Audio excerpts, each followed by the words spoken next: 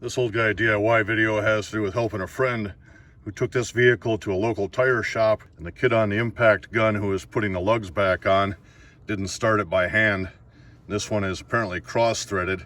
He said that the whole stud spins. I'm going to hit that with the impactor now, see if I can get it off or if I have to come down here and cut it off with a grinding wheel. So when I went to put the socket on it, I now understand the problem. So in the course of manipulating this thing, apparently loosened it up. So what was happening is the stud was going back like that, and then it drags on other parts of the wheel and makes a clicking sound. So it looks like I'll have to cut this off. Before I hit it with the grinding wheel, I'm going to come in here with a pry bar and hold that out away from the hub, and then hit it with the impactor and see if that knurled head on that stud will engage enough that I can get this thing off. Well, the pry technique did not work, so now it's time to hit it with the cutoff wheel. With the help of the Milwaukee M18 grinder with a cutting wheel on there, I was able to get that lug nut so it's ready to be knocked off right now. Then I'll just pop the stud out the back, buy a new stud, new lug nut, he'll be back in action. Well, I got the rotor off, and here's my loose stud.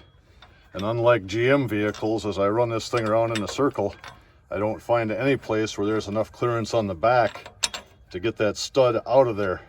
So what I'm going to do now is clean up the threads, reseat this thing, and just leave that stud in there.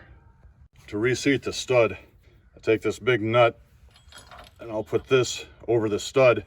Then when I bring a lug nut in, I can crank down on that with my ratchet. I prefer to do it by hand rather than hitting it with the impact. But then I'll be able to pull this stud right back in where it belongs in the hub, and that knurled surface will engage again, and then he should be back in business. And my fixture, since I don't have the wheel on here anymore, I just grabbed this chunk of 2x4 and put it between a couple of the studs. And now when I work the ratchet, I can watch this thing come right down where it's supposed to. If I didn't have a steel bar or this 2x4, then I have to hold on the other side with my other hand. It's just a lot of work and a pain in the rear. Now we can see the head of the stud is seated again. So I'll just spin this off, and it's time to put the vehicle back together. Well, I just took the vehicle for a test drive, everything's fine. So my buddy's gonna get a new lug nut for that one that was toasted by the kid at the tire shop, and he's back in action. Have a great day.